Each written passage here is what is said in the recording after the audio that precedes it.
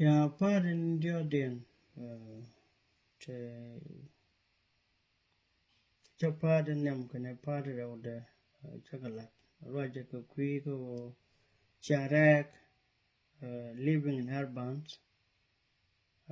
vicinity and living in rural vicinities and countryside. Karaudu take a day, Kachang Mare. Don't me conny becon got 30%. The lemon into one. Min de Latin was me a quick queen. Mijin with you quack and a queen da which taken get there. A quack, lono take a 2-1 along. The la audience a jack be big a badge of math. When y'all point the lono y'all be beam bor be gor. Lono nyal be beam bor be gor kajan be tek much reception be reception be gor be ba kwan mugwa ba balat ka ba gwa mutek karab and then gwa mutek karab be jur mutek karab mugwa ka te community go nama be the fancy medan there which lono nyal Michalar Quinn La Guantra Caniyang be neck be neck needing corner like she and try nyal cane one ba kwang bagalat and then be managed in Tianik and it went into bigger mouth many DN bigger mouth of Kong and then Kong Molono be trajan and down and don't be Benamo Kaje. Bimenda dia no ne twaj hawk ba ga toj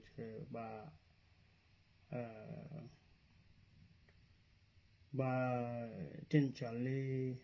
duaj ba ga latin and then ba kun ba la dob ne ko ken ka luom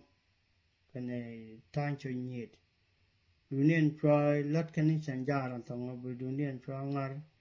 and then they play, they dance, a big audience, big doing, Ramachuji trade. Then can Chanyeri be native content, Gridge when there am go and a below Jalwich, or don't see women and below that way then. Be native content, La Luam, Michi, Rowdy and talk. Wasn't Chag, I mean take a break, and then bigger Lloyd one the can. And lono tele reception miller kan la gor kan ideal but in term lono kan ne and der luom ni kan ne in content la invited guest tin chi chen cha chol gwa kun chakala long ka then bi ju ben ka reception in term gwa kun la jen dio je kan mer kwan chok one wall but dio jakane la kun a very expensive wrong ka in compare with yang da was to kun rek take a disadvantage kon ne take much reception ke bimbor ke be ni ti uniform ni dong bila ku bila tem te bila let ka bila tem ni kon la chenyet ka nyer bo dong bi ke tem bi in bi mi chat dil queen ni mantuni dong la kan ken la let ke yo mantuni cha kam ga kwa jalo den so queen ngwa mo be a disadvantage kan advantage de ka cha ra te disadvantage mi di ka cha da wa tak ko ngwan tu be chu kan no be yang be na ngwa so mi che yang ne che to ba yu chăm anh em con trên chăm bây giờ dân thì dân thì xin mà rồi mình qua cái chàng cái quan rạc điều chứ khăn cũng là một thế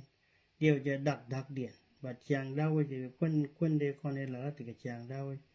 là trôi cái vốn này điều quan đặc vô mình thích trả demand during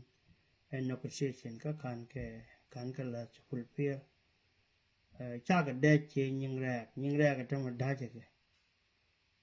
cái garmi chỉ na còn na cái trâu cái này mi cái dim mà cái garmi quân này William qua luôn me cha tê when này take a chat chứ mình vẫn take chat đăng bảo ốc thì chán đăng bảo me jini ku je char if you think about it chỉ cái đêm mà real anh chót vào đăng ra luôn rồi mấy cái gul chắc được nó mua luôn rồi thế đó đó ta có này quê đẹp thì cái đó là ranh cái tin có là guru nó này bu quên ran bạc quá chỉ mới dẹp bo cái ấy nên được tin nó mua chỉ là mình được điên được tin cái chiang cái continent cái North America kia cái abroad cái Canada kia cái US un neighbor need con là chỉ chia cái đó a Canadian begin careful okay Canadian con in jack tin ba chiang là jar những cái này là roal luôn bà ngay vô cái này là roal những cái này là mơ con bà ngay cái này là mơ con cái này là gak cái bà ngay là này gak cái này là pal cái là có pal đó là đi trong one cat bà vấn này thì là cái đi the cat cái làm gì cái ngay luôn bà vấn này dân cái này thì giặc mình đi jaga cara cái kan rule to continent michi dual ran wang neighbor michi dual wang my dual bacha ba wang it's very unfortunate I think years ago take she jigwood ka jigwal wood Syria god ka kana point god ka dang baro ka point check de ka jen chi ka wang do mane kon bo ne ke 2017 kini de wang duel ka war but you kon man da re chu ka chu ye anda che put ka mi rana chuli chu duela chu ban dong ka war then chu nei ring ra la o duel che de te ke ya nei de sophisticated ke ngade ka tol nei de nak o tol ko la jela na ne so chu kon de nei lok ne kan chu duel jira ne da no mo chu wang che ko boy che Syria but and chit to ka chang ne ko che chu jen ka ko ni ne tot ka chu duel ko la wang kwa chu mo wang duel ni poli ne te ka ni quicken to ne me disadvantage ka wona ne mi chieng re ke ka re ka te mi chi duel jira ne do wang de duel wang barolan me dan mi chi duel la le din gwaro ka your heart be duel be lat be luado be lat and then there am right ke chieng gwar ni mi no ya jel rodu ne Canadian continent tin tie ke ye nyuri wi panam gudu no ya jel ro ki dong bia o kun bia ga yen gwa kel me dan mi ti ke luok ti chi ti tie mi ke luok ba kel bia yen wa bia gwa we gad ngak ngu be ko yen ke changama mi yen ku je bo kwa do bol de je ku bi go yen ko ni ke ni dang ro den ko ni dang ro lo lo ngak ni yen ta la lel ku me dan so no mo la take a less accident mi la to ko ne chi duelu je de wa which is a good advantage no mo ka chiang ne na kon te kon ko chi duelu ki chi lwa du che be wa mi chi lwa nga kwang chi lwa de wa ka bum ba wo be lwa bo be lwa be wa la bum ma lo na kan me witness wo ne de lwa ran wa ki de duel wa la bum min go ka chiang da wo bo wo ne cha lo ka chiang da wo briefly will take less access with the policy. Ke politic te na tin ki ni dial chup tin me dan da wa a chang te tin ke duk to gor no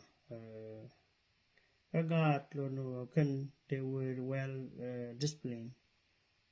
from village gan me dan yan ke gwa ga chang da wa je dan la to wa wona ne mi ci gaddo dir ki ci gad nyet a kolar no ki ci gad te ke telus ka disrespect then around be do ka village a jen la lar ke take per ba ki kwat la lar ke ne it take the whole village to raise the child. It take the whole village to raise the child. Go and get la ja yan ke ne dia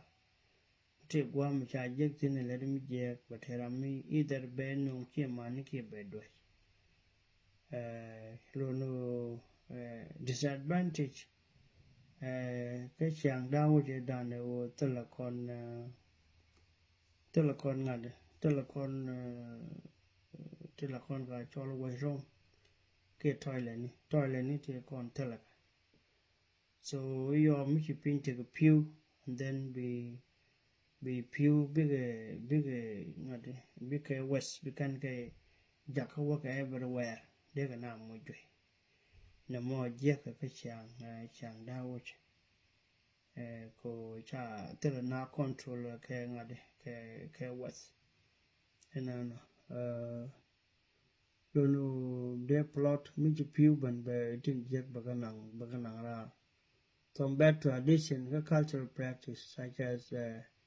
I own an agent o ba le na kamra na le na mo je kamoy kana ga gar tele je ke chiang rek ke chiang den ko ken na me lo no kan kon tin de kon highlight de ke cái chuyện nào đi cô gặp được pel kia chụp pel cô depend cái tiếng IQ ni gan chắc ngay chỗ này gặp được mấy cái IQ kia child mental capacity rather than natural can won này tin con let gạt cái nên con qua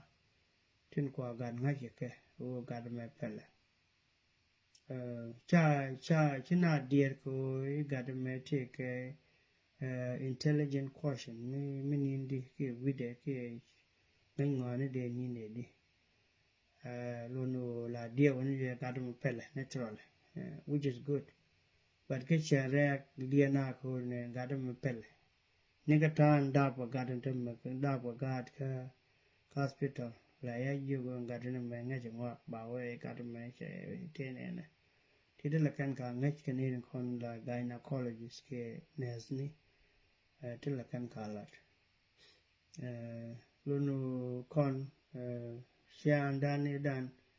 take to go along take a tiji lunu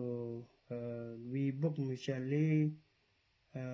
Isaiah chapter